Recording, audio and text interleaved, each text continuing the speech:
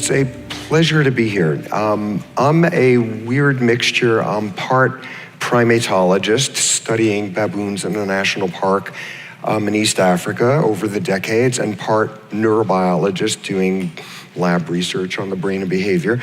And if you spend enough time doing this, you start getting a very weird view of humans. You find yourself really wanting to get urine samples at faculty meetings in order to get a sense of the hierarchy. You realize you spend a lot of time looking at other guys' canines, trying to figure out if theirs are longer than yours. So they usually are. And you spend a lot of time looking at people's rear ends, trying to calculate how much anesthetic it would take to blow dart them if you needed to. Now, when you do enough of this after a while, it becomes challenging to kind of make sense of your own species. Are we just another primate? Are we nothing more than the collectivity of our neurons? Which is what I want to talk about today. Now, as we begin to approach this subject, making sense of humans as biological organisms, species, and such, we have at least three challenges. First one is recognizing domains in which the most striking thing is we're no different from anybody else out there in the animal kingdom. Some of the time, the challenge will be we have the exact same wiring, the same blueprint as any other animal, and then we use it in a totally bizarre way. Or third category, where we have no precedent whatsoever in the animal world for anything we do. Now, let me give you an example of each. First one. You were a hamster. You were a female hamster, and what you do as a female hamster is about once every 5 days or so you ovulate. This is what female hamsters do. Unless the scientists have placed another female hamster in the cage with you, in which case your cycles both begin to lengthen and synchronize, so that after a few weeks you're both ovulating the same afternoon. Totally synchronized, unless they now take a male hamster and put him in the cage, and that desynchronizes your cycles. Totally cool that it does this. This works by pheromones, olfactory signals. You can prove this by being really elegant. Don't put the male in the cage, just pump the air from his cage into this cage, and it will desynchronize the cycles. And it turns out one of the most interesting things is when you put two females together, it's not random who synchronizes who. The more socially dominant female synchronizes the other one. So it works its way in all sorts of species out there, bovids and canines and whatever. Apparently, I've been told you could go to a 7-Eleven in Iowa and buy yourself a can of ovulatory pig spray that you could then spray all. I have no idea why you would want to do this, but you can spray your pigs with this. This is just a standard thing in lots of mammalian species. And it turns out it works exactly the same in us, where it's known as the Wellesley effect. Named after Wellesley College, where in freshman year, over the course of the year, female roommates synchronize their cycles. It's olfactory in nature, synchronized unless one of them has close, intimate relationships with the male. And most interesting of all is it's not random who tends to synchronize who. The more socially extroverted individual synchronizes the other. And this is so well understood that when I was in college, people would sit around at the dinner table and say things like, when we roomed together this summer, I had her synchronized by August 1st. You know, this is what happens when you hang out with biologists. So in that regard, there's absolutely nothing shocking here at all insofar as we're just like any other species out there. Now, some of the time, the second category is we use the same basic wiring in a completely unique way. An example, two humans sit at a table carrying out a ritual. Neither of them speak. They don't move, they make no eye contact, they do nothing more metabolically taxing than every now and then one of them will reach up an arm and move a little piece of wood on the table. And if these are two chess grandmasters in the middle of a tournament, they will be maintaining the blood pressure for hours on end of a marathon runner, simply with thought. And that's the remarkable thing about us. We take the exact same stress response as you would find in a fish, a bird, a reptile, every other mammal, the exact same chemicals of hormones. And We turn it on with memories, with emotions, thinking about the future, utterly unprecedented. Finally, third domain, where we do something that has no equivalent at all in the animal kingdom. And let me give you an example of this. This is a shocking example. You have a couple. They come home at the end of the day. They talk, they have dinner, they talk, they go to bed, they have sex, they talk some more, they go to sleep. The next day, they do the same exact thing. They come home, they talk, they have dinner, they talk, they go to bed, they have sex, they talk, and they do the same thing every night for 30 days. Hippos would be disgusted by this. There's virtually no other mammals out there who have non-reproductive sex, and there's no other mammal out there that talks about it afterward. And in that regard, we are utterly unique as a species. Okay, so we see a whole range of ways where it's going to be challenging to make sense of ourselves. And what we're going to see here as we go through a whole bunch of categories of behavior, what the theme is over and over, people used to make a living saying, we're the only species that does one of the following things. And as we will see, that's not the case. And as we will see, what other species do can look mighty similar to us until you look closely. Okay, so first example, the realm of aggression. Every National Geographic special used to have to end with some voice saying, we are the only species that kills. We are not the only species that kills. We are by no means that. As but one example, this is a male who joined one of my troops of baboons about 2 weeks before, and the only way to describe this guy is he had terrible political skills. He was hassling all sorts of guys he should not have gone anywhere near, and one evening, a coalition of 6 of them ganged up on him, and this is what was left in the morning. And in my 30 years of studying baboons, the leading cause of death of male baboons were male baboons. We're not the only species that kills. We're not the only species that makes weapons. Chimps do as well. We are not alone in doing premeditated violence. This is a group of chimps, all of them either brothers or close cousins who've grown up together, and they are getting ready to do what is called a border patrol. They will patrol the edge of their territory, and if they encounter a male from another group, they will kill him. And as first documented by Jane Goodall and replicated since then, on at least 3 occasions, the males in one group have killed all the other males in the neighboring group and expanded their territory. This is virtually the UN's definition of genocide, killing someone not for who they are, but solely because of what group they belong to. We are not the only group that kills. Remarkably, we are not the only species that even has automatic negative associations with thems out there. Let me give you an example, an extraordinary test, something called the implicit association test. Now, suppose you have a terrible, terrible deep-seated prejudice against trolls. So here's what's done. You're given this machine task. You're flashed up a picture of a human or a troll. If it's a human, press this button. If it's a troll, press that button. Or you're flashed up words with positive connotations. Press this button, negative connotations. And what you see is if you link a human face with a positive term and a troll face with a negative term, you process it much faster than if you happen to do the opposite. You sit there and you say, wait a second, we're the ones who are trustworthy and they're the ones who smell bad and eat their dead. What you do is you show a few milliseconds worth of a delay with the consonants of associating a them with a good term and an us with a bad term. And you can't suppress it. It's on the scale of fractions of a second.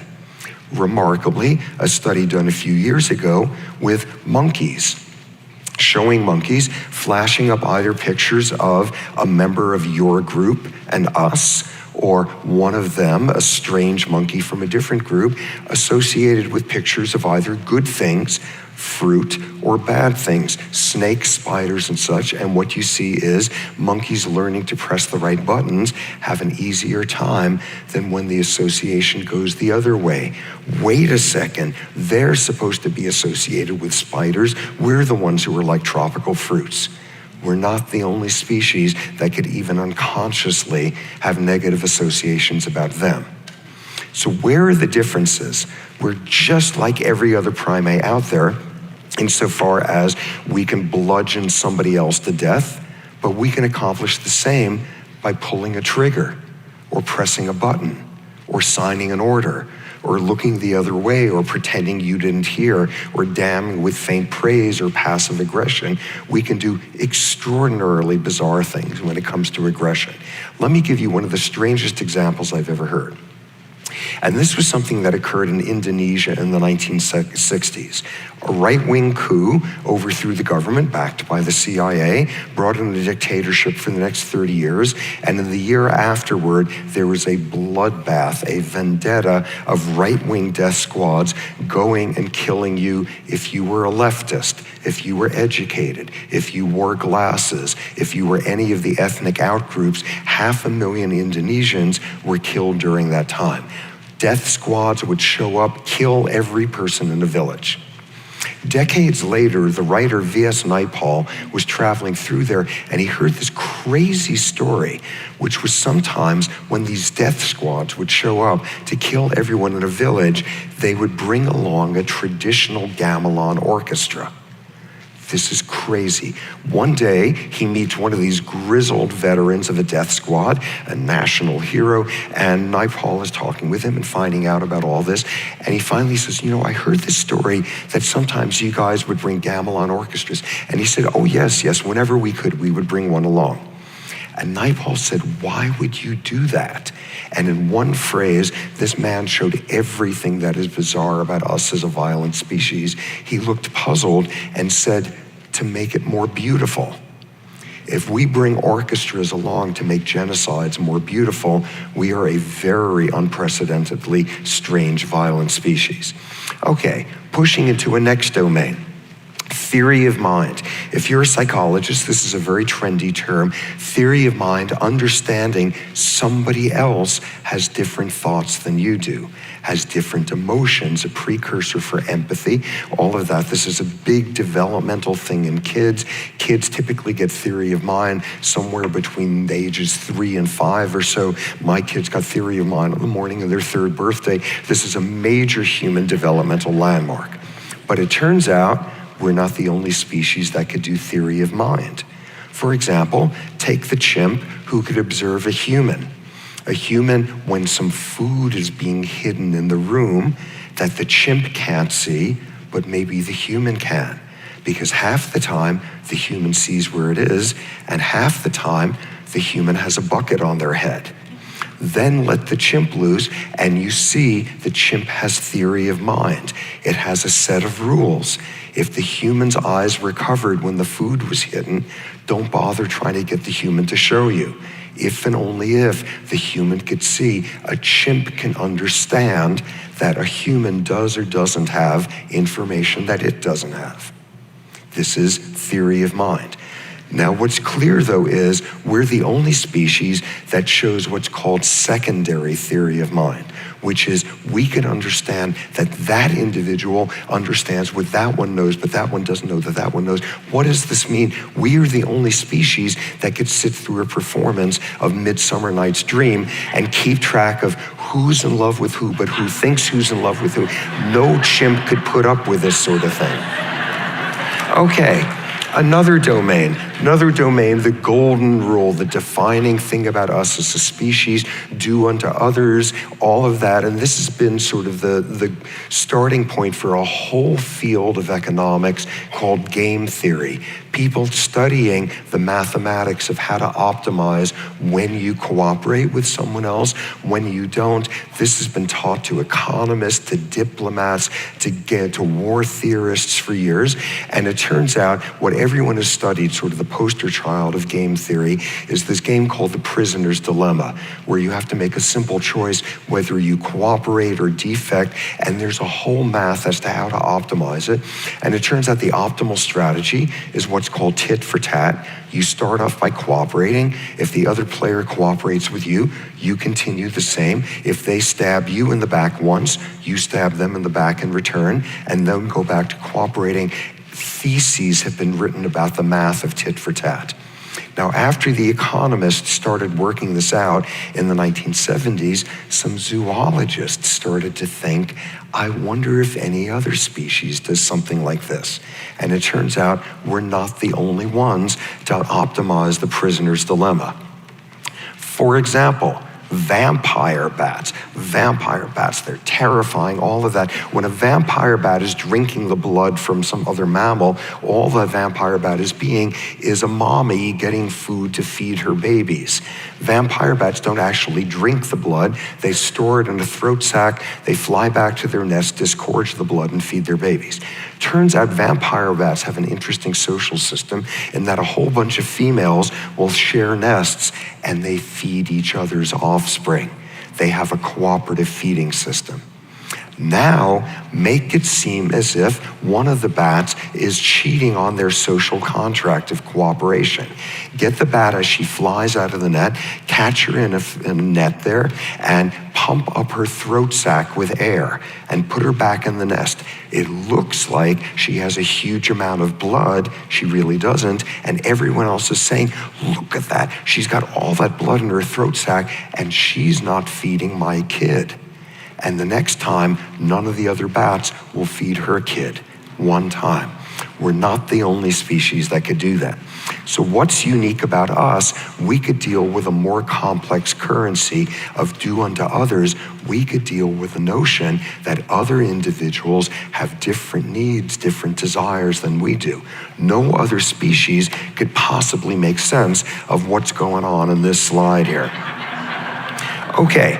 So what we see here is another domain where we are trying to make sense of ourselves. Empathy, we are the species that can feel another's pain. We are not the only species that could show empathy. For example, research done by Franz de Waal, Emory University, looking at chimps. Scenario 1. Jerky adolescent male chimp goes and challenges some big male and gets pummeled. Scenario 2. Chimp is sitting minding his own business. Big high-ranking male is in a bad mood, pummels him. Individual initiating it, asking for it, innocent bystander. And what he sees is in the hour after one of these interactions, chimps are about 5 times more likely to groom the innocent bystander than the idiot who started the fight. In other words, they could understand the different motivations and feel more of a sense of pain, the other individuals, if it was someone who wasn't asking for this. And you can see the rudiments of empathy in all sorts of other species. Rats will press a lever to release another rat from a cage, as long as a rat that it knows and likes. Not all rats count the same, even for a lab rat. We're not the only species with empathy. So what is unique about empathy with us? The incredible ways in which we can abstract it. For example, consider this picture. Look at this picture of this dog whose foot has been caught in a trap, necrotically injured, all of that. I am seeing pained faces all over this audience. You were feeling the pain of a member of a different species. And this is virtually unprecedented in the animal world. But we could take it even further. We can sit there and say, oh no, home tree is collapsing, the poor Na'vi in Avatar, and they don't even exist. They're a bunch of pixels. They're computer generated. We can take our empathy in directions that are utterly, utterly unprecedented. Next domain, the whole notion of pleasure and anticipation. And at a first pass, we are exactly like every other species. Now, reward pleasure, the neurobiology of it is built around a brain chemical, a neurotransmitter called dopamine. Dopamine is about pleasure. Cocaine works on dopamine systems, and it's the exact same dopamine molecule in us, in a tadpole, in a brine shrimp, and everybody else out there. And it works similarly. Take a human, take a monkey, take a rat, give them a reward from out of nowhere, and this one part of the brain suddenly releases tons of dopamine. Dopamine is about pleasure.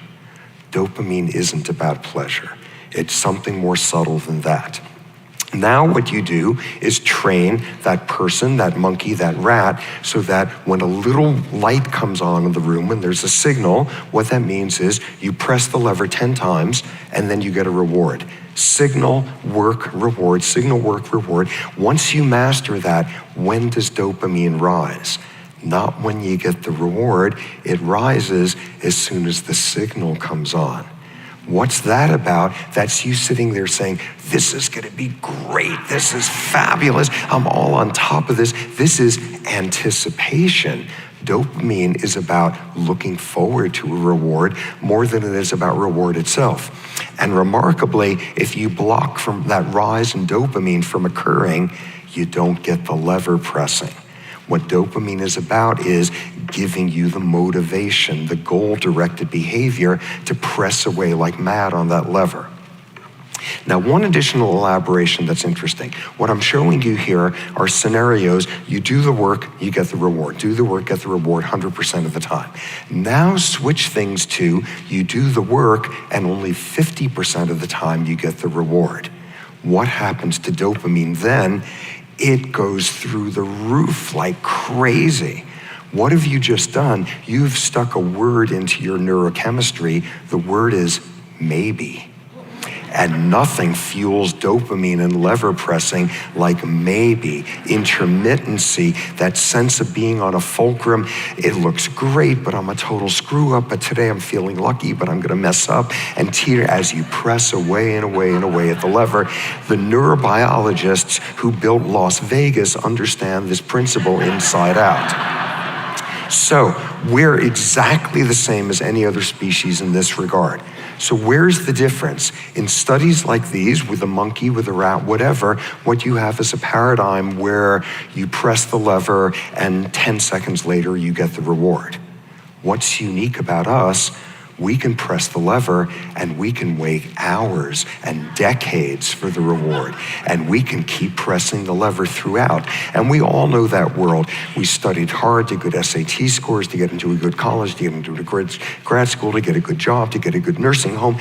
And what we do in those cases there is we could maintain those dopamine levels like no other species out there. Look at this. Depending on what your mindset is, you can even lever press for a reward that's going to come after you're dead. In a case like that, if you're a theology, we can be motivated to leave a better planet to our great-grandchildren. There is no dopamine system in another species that could do this. Final domain. What you see in a domain like this is the world of culture. Now, 30 years ago, as a primatologist, if I had said the word culture, they would have instantly taken away my tenure because it would have proven that I could not be serious. Culture you only find in humans. You only find it as defining of humans. It is in every anthropology textbook. We are not the only species with culture. For example, as first reported by Jane Goodall in the 1960s, chimps make tools. Chimps make tools and they pass on tool-making skills to the next generation. This is a chimp with her daughter watching her. There's been at least one study showing that sons don't learn the tool technology anywhere near as well as the daughters do because the sons are screwing around and not paying attention. The culture is transmitted through the daughters there. What you find is different chimp populations in different places in Africa make different tools, use them in different ways. All sorts of species have tool use out there and transmit it multi-generationally. Baboons, my own studies, can show that a baboon troop could come up with a novel social structure and transmit it multi-generationally. We are not the only species that can come up with culture and transmit it. So what's unique about us in that regard? Just the sheer Byzantine complexity of culture that we could come up with, just the magnificence of what we humans can invent. For example, chimps would shrivel up green in envy at the ability of humans to put on silly hats and do a conga line and to teach their kids to do it onto the generations beyond them. We're the only species that can elaborate incremental culture. What do I mean by this? People have found archaeological sites, and whether this is even the word to use is debated, 4,000-year-old sites of chimp tools. A chimp tool site 4,000 years old, and chimps 4,000 years ago were making the same tools they make now. What we do with each generation is we get a better and better iPhone. We have incremental culture over time, and that is unprecedented. Okay, so what we've seen here are all these domains where the theme is, wow, we're totally unique. No, we're not. There's another species out there, there's multiple species out there that do something quite similar with a similar underlying biology, but you look more closely and we can extend this stuff over space and time with abstractions that are without precedent out there. Okay, in the last few minutes, what I want to talk about is a domain where humans, in fact, have no precedent out there in the animal kingdom at all. And let me state this in a very abstract way.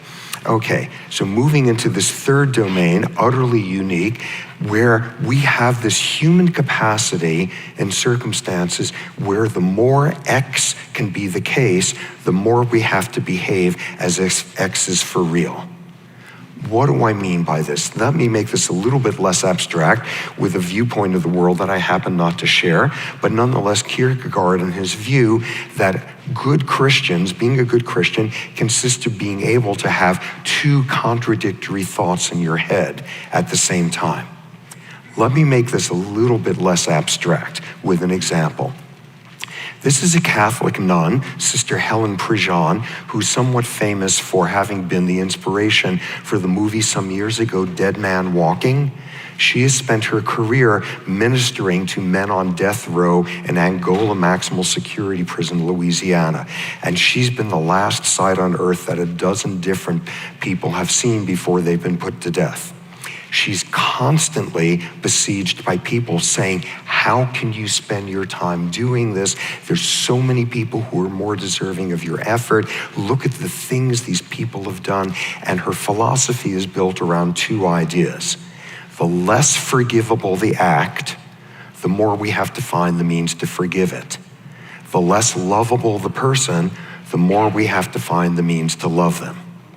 And as a strident atheist, this strikes me as the most irrational, nutty, magnificent thing we are capable of as a species.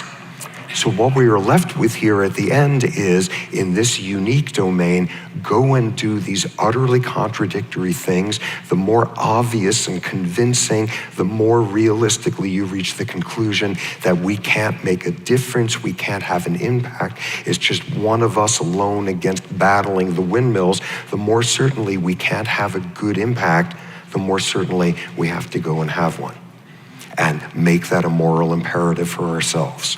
So on that note, thank you and good luck with that process.